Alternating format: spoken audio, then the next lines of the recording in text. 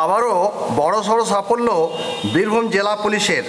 রামপুরহাট মহকুমা পুলিশ আধিকারিকের তত্ত্বাবধানে এবং রামপুরহাট থানার উদ্যোগে আজকে বীরভূমের রামপুরহাট থানার প্রতাপপুর মোড়ের কাছে প্রায় 48 কেজি গাঁজা উদ্ধার করে পুলিশ।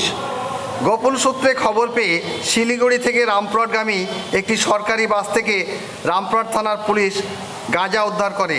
3টি কালো ব্যাগে বিশেষ পদ্ধতি অবলম্বন করে গাঁজাগুলি পাচার করা হচ্ছিল। বর্তমানে 2 জনকে আটক করেছে রামপুরহাট থানার পুলিশ। কোথায় এবং কেন গাঁজা নিয়ে যাওয়া হচ্ছিল তার তদন্ত শুরু করেছে পুলিশ।